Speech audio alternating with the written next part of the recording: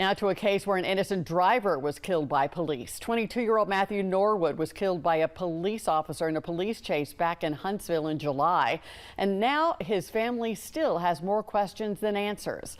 WAFF 48's Megan Plotka is staying on top of the story. Megan, we have more information tonight about how this chase started and where things stand right now. Liz, this chase went over 50 miles long and involved 5 different agencies. It all ended in Huntsville when a Gurley police officer hit and killed Matthew Norwood, who was not involved in the chase. To this day, we still don't know what happened to that driver they were initially chasing.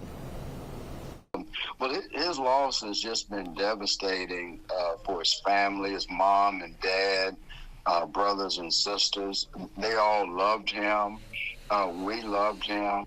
Ernest Williams Sr. is the Norwood family pastor. He knew Matthew Norwood ever since he was a boy. He says that Norwood was especially active in the church choir. Get everybody involved, especially the young people. And I think the times that we live in, we're always looking for people who can connect with young people with the good news of Jesus. And Matthew was that bridge. His life was cut short on July 21st when Gurley police officer Christopher Whalen crashed into him while pursuing another driver into Huntsville.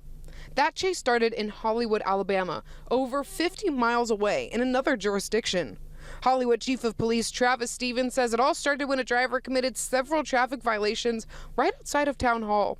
One of his officers chased him until he left his jurisdiction near Chapman Mountain. He says it's up to the discretion of the officer to continue or stop the chase. Is it safer to allow the bad guy to leave the scene and allow them to go, or is it safer to apprehend this person? Because they obviously have a lack of concern for the public safety as a whole. I asked Chief Stevens if Officer Whalen made the right call to pursue the driver. I wasn't there in that situation. I'm not sure why those decisions were made, and I wouldn't feel comfortable in commenting on them.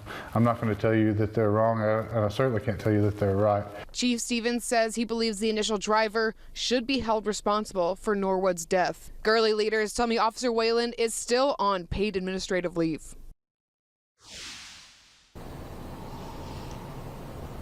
We have repeatedly asked several investigators from different agencies what happened to the driver, who that driver is, and if that driver got away. No one will give us a final answer. Now, you'll want to head to WAFF.com right now. We have texts between the Chief of Police of Gurley right here and Officer Whalen. You'll want to see those because the Chief of Police, that's who's leading the internal investigation into Officer Whalen.